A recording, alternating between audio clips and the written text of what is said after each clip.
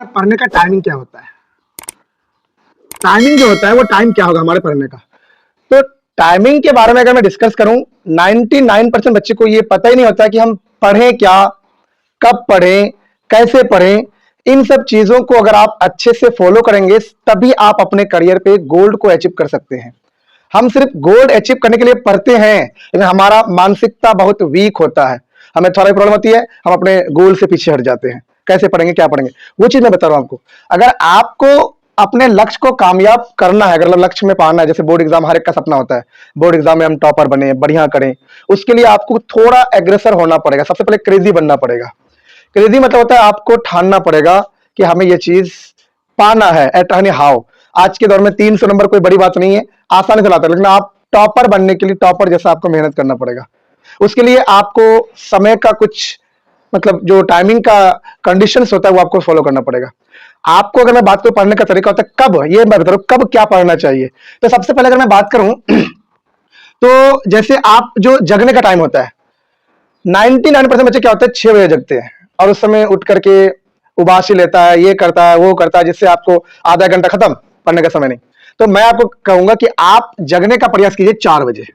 ठीक है, कुछ दिन दिक्कत होगा, कोई दिक्कत नहीं है। एक बड़ा अचीवमेंट के लिए कुछ अलग करना पड़ता है। अगर आपको अलग दिखना है तो अलग तो करना ही पड़ेगा। अगर आप 4 बजे जगते हैं और ये 2-3 दिन दिक्कत होगा, जगने वाले जगते हैं, अब फिर जब आपका ये हैबिट हो जाएगा ना, जब आप बार बार इसको करोगे तब आपकी हैबिट हो जाएगी, ऑटोमेटिकली आपकी आंखें खुल जाएगी, फिर आपकी जो सारी हरासमेंट है उसमें दूर हो जाएगा। आपके अंदर लक्ष्य होना चाहिए बस।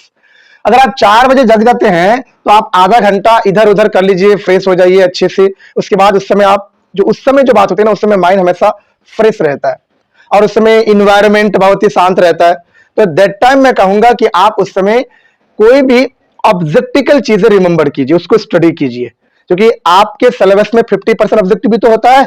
आज मोस्ट ऑफ द जो एग्जाम्स होते हैं वो ऑब्जेक्टिव बेस पर होता है। तो आप क्या करें, जो सुबह सबसे पहले जगह, तो उस समय आप थोड़ा इधर उधर करके आप फ्रेश हो जाए, उसके बाद पढ़ने बैठे ऑब्जेक्टिव चीजें, ये उस समय आपको ज्यादा एक्सेप्ट हो जाएगा। क्यों ज्यादा एक्सेप्ट होगा? क्योंकि उस समय एक तो आपकी ब्रेन स्थिर रहती है, दूसरा आपको उस समय इन्वायरमेंट शांत मिलेगा, तो उस समय ज्यादा आपकी कैचिंग पावर बढ़ेगी। दैट टाइम आप उस समय ऑब्जेक्टिव को पढ़ा कीजिए। अगर मैं मान लेता हूं 4:30 बजे से, तो आप 4:30 से 6 बजे तक आप क्या कीजिए, इस चीज को पढ़िए, ऑब्जेक्टिव्स को पढ़िए। ठीक है, अगर आप उस समय ऑब्जेक्टिव को पढ़ लीजिएगा बढ़िया से, तो उसके बाद अगर ये 1.5 घंटा आप डेली ऑब्जेक्टिव को देते हैं ना, तो क्या होगा कि ये 1.5 घंटा अगर आप डेली ऑब्जेक्टिव को देते हैं तो आपका क्या होगा कि ऑब्जेक्टिव स्ट्रॉन्ग हो जाएगा। और आप अगर अपने बोर्ड में 450 से प्लस या 470 से प्लस लाना चाह रहे हैं ना, तो आपको मोस्ट इंपॉर्टेंट चीजें पे ऑब्जेक्टिव फोर्स करना पड़ेगा। फिर आप 6 बजे तक पढ़िए, अगर आपके पास समय है तो 1 घंटा आप क्या कीजिए, 6 से लेकर के 7 तक उस समय सेल्फ स्टडी कीजिए, बस 1 घंटा। सेल्फ स्टडी का मतलब होता है कोई भी चीज, क्योंकि self study is the half the victory, है ना। सेल्फ स्टडी क्या होती है कि आपको अपनी आत्मविश्वास बढ़ाता है। हर पेपर को आप स्टडी कीजिए, किताबें जो आपके पास है ना, चाहे भारतीय भवन हो, चाहे एनसीईआरटी हो, उनकी जो टॉपिक्स है, उन टॉपिक्स को आप क्या करो, सेल्फ स्टडी करो हर पॉइंट को, और उसके बाद तुम अपने अंदर में झांको, खुद अपने आप को स्टडी कराओ कि हाँ ये चीज है। तब आप देखो कभी नहीं बोलोगे सब चीजें। रटने से कुछ नहीं होता है। आज के दौर में 99% बच्चे रटते हैं, लेकिन रटने से कुछ नहीं होता है। आप अपने अंदर चीजों को अंडरस्टैंड कराओ, कॉन्सेप्ट क्लियर करो, तभी आप अपने आप को एक लॉयल स्टूडेंट बना सकते हो। उसके बाद फिर 7 बजे आप जहां मर्जी जाओ, कोचिंग जाओ, स्कूल जाओ, जो मर्जी जाना है जाओ, कोई दिक्कत नहीं है। फिर उसके बाद यहां से आपका थियोरेटिकल पार्ट कंप्लीट होता है। फिर आप जैसे शाम होती है तो आप क्या कहते हैं, फिर से 6 बजे से लेकर के ना आप 6 से 8 तक उस समय क्या करो, 2 घंटा पढ़ने बैठो।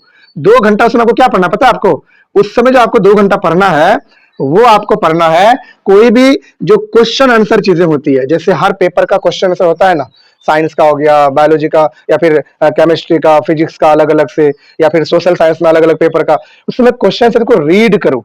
फिर 2 घंटा पढ़ने के बाद फिर आप क्या करो कि 1 घंटा जैसे डिनर हो गया, इधर उधर करना है हम लोगों को, है कि नहीं। अब रेस्ट भी तो जरूरी है ना। आप फिर 9 बजे पढ़ने बैठो।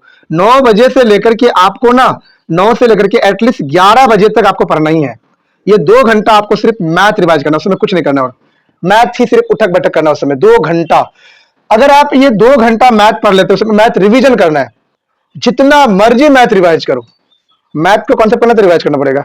तो ये 9 से लेकर के 11 बजे तक आप करो, फिर 11 बजे आराम से सो जाओ, कोई जरूरत नहीं 12-1 बजे तक पढ़ने का, बस इतना कर लेते हैं। तो अगर आप इस चीज को फॉलो करते हैं ना, तो आप जिंदगी से बड़े लक्ष्य को आसानी से पा सकते हैं, उसमें कोई नहीं है। अब इसमें आप इंजॉय भी कर सकते हो और आप आराम से पढ़ाई भी कर सकते हो, तो इसमें आपको कभी रिस्क पैदा होगा ही नहीं, ये हमारी दावा है। इस तरह से पढ़ना चाहिए हर स्टूडेंट्स को, हर वो स्टूडेंट्स जो बोर्ड एग्जाम की प्रिपेयर कर रहा है, जो एक गोल्ड की ओर बढ़ रहा है, जिसका कुछ मिशन होता है, उस स्टूडेंट्स को अगर ये टाइमिंग टेबल पता हो जाए पढ़ने का, तो कभी भी वो किसी भी सेक्टर में पीछे नहीं हटेगा, ये है। लेकिन हाँ, इसको फॉलो करना होगा, तो आप भी इस चीज को फॉलो करें, ठीक है। अपने बोर्ड एग्जाम की चीजों को, अपने बोर्ड एग्जाम को अगर आप टारगेट में लेते हैं, तो इसको आप फॉलो करें, ठीक है। और इसको फॉलो कीजिएगा तो कभी भी आप अनसक्सेस नहीं होगा, ये मेरी गारंटी है।